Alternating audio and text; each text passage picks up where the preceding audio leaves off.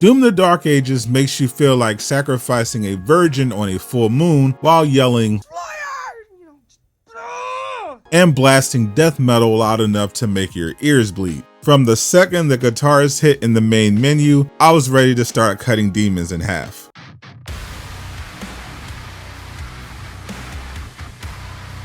This is my first time playing a Doom game since Doom 1993, which is a game my dad introduced me to after he abandoned our family. Honestly, if he did it to play more Doom, I'd understand. What to do, Durag Nation, and welcome to Super Reviews, where I give you a hands-on, non-spoiler review without wasting your time. In a year that is already overflowing with Game of the Year contenders, Doom the Dark Ages just forced itself into the running with a machine gun made from the skulls of your enemies. Doomguy is back to single-handedly defend humanity from the forces of hell by brutally eliminating demons in increasingly unique ways. Doom 2016 had 10 weapons available in the main campaign. By chapter 9 of 22 of the story, I had already unlocked 11, not including the special set-piece weapons you get during certain missions, like a powerful turret or a skyscraper-sized robot. As a person who prefers third-person melee combat, naturally I tend to find FPS games lacking, but Doom the Dark Ages managed to pull off the most fun first-person combat I've ever experienced. Combat feels fast and responsive with a surprising amount of depth. The game progressively introduces you to each system, from your normal gunfire to your melee and shield usage. Parrying is there instead of a dodge because Sigmas don't dodge. You can pull off some surprisingly brutal and explosive combos by combining a shield bash, which lets you close the distance from long range, and chaining it with your melee and gun attacks while parrying enemy fire and strikes. By the time I unlocked shield throw, I was effortlessly flying around the map, weaving combos from enemy to enemy, and it felt incredible. One of my favorite games of 2024 was Space Marine 2, and this game gave me that same feeling of raw adrenaline as I mercilessly carved my way through hordes of monsters with maximum aura. One of the best things about Doom the Dark Ages is the amount of choice it gives you. If you want, you can just speed run through every mission, focusing on the main paths. But it also rewards you for exploration, with each immediately replayable level filled with secret areas containing resources, rare items you can use to upgrade your character, and cosmetics. You're also fully in control of how hard you want the game to be, with not only multiple difficulty settings to choose from, but a huge selection of accessibility options that let you toggle everything from enemy aggression to the parry window. You could make the game so easy an IGN reviewer would be comfortable, or go all the way up for the most toxic, masochistic, Souls-like experience where a single death